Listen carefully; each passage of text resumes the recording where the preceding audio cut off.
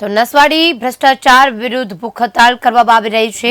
માર્ગ મકાન વિભાગના કામો ચાલતા ભ્રષ્ટાચારને લઈને હડતાલ પર ઉતર્યા છે। નિયમ મુજબ મટીરીયલ્સ વાપરવામાં આવેલ નથી તેવો આક્ષેપ કરવામાં આવ્યો છે। અનેક વખત અરજી છતાં હજુ સુધી થઈ નથી તપાસ। માર્ગ મકાન પેટા વિભાગ રાહુલ ગુપ્તા ભૂખ હડતાલ પર ઉતર્યા છે, ત્યારે નસવાડી ભ્રષ્ટાચારને વિરોધી ભૂખ હડતાલ કરવામાં આવી રહી છે।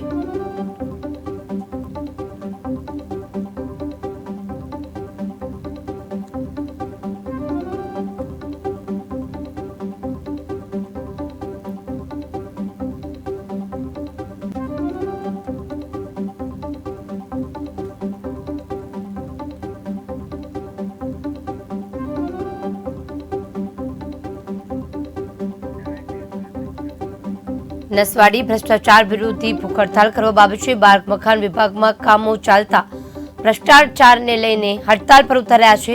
નિયમ મુજબ મટીરીયલ્સ વાપરવામાં આવેલ નથી તેવો આક્ષેપ કરવામાં આવી રહ્યો છે। અનેક વખત અરજી પણ કરવામાં આવી છે, પણ છતાં તપાસ ન થતા આ સમગ્ર બાબત સામે આવી છે। લોકો રોષે ભરાયા છે, આક્ષેપ કરી રહ્યા છે।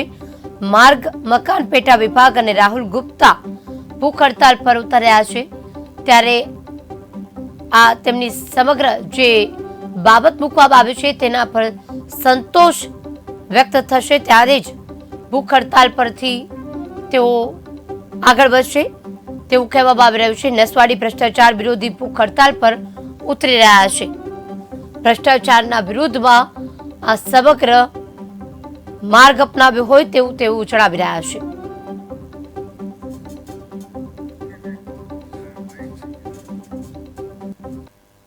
મારું નામ રાહુલ ગુપ્તા, હું ઈસ્ટર્ન રેન્જનો મંત્રી છું અને આજરોજ નસવાડીના માર્ગ મકાન વિભાગના કચેરીમાં ભૂખ હડતાલ પર બેઠો છું। ભૂખ હડતાલ પર બેસવાનું કારણ એક જ છે કે નસવાડી તાલુકામાં વિકાસના કામોમાં ચાલતો ભ્રષ્ટાચાર, જે ભ્રષ્ટાચાર ઉજાગર કરવા માટે 25/4/2023 એટલે કે 10 મહિનાથી આ કચેરીને જાણ કરું છું, છતાંય પણ એની કોઈ તપાસ કે કોઈ માહિતી મને આપવામાં નથી આવતી। એટલે છેલ્લા કંટાળીને આજે કચેરી પર ભૂખ હડતાલ પર ઉતર્યો છું। જ્યાં સુધી કાયદેસરની કાર્યવાહી ના થાય ને મને મારી માહિતી ના મળે ત્યાં સુધી ભૂખ હડતાલ ચાલુ રહેશે। મારું નામ રાહુલ ગુપ્તા, હું ઈસ્ટર્ન રેન્જનો મંત્રી છું અને આજરોજ નસવાડીના માર્ગ મકાન વિભાગના કચેરીમાં ભૂખ હડતાલ પર બેઠો છું। ભૂખ હડતાલ પર બેસવાનું કારણ એક જ છે કે નસવાડી તાલુકામાં વિકાસના કામોમાં ચાલતો ભ્રષ્ટાચાર, જે ભ્રષ્ટાચાર ઉજાગર કરવા માટે 25/4/2023 એટલે કે 10 મહિનાથી આ કચેરીને જાણ કરું છું, છતાંય પણ એની કોઈ તપાસ કે કોઈ માહિતી મને આપવામાં નથી આવતી। એટલે છેલ્લા કંટાળીને આજે કચેરી પર ભૂખ હડતાલ પર ઉતર્યો છું। જ્યાં સુધી કાયદેસરની કાર્યવાહી ના થાય ને મને મારી માહિતી ના મળે ત્યાં સુધી ભૂખ હડતાલ ચાલુ રહેશે। મારું નામ રાહુલ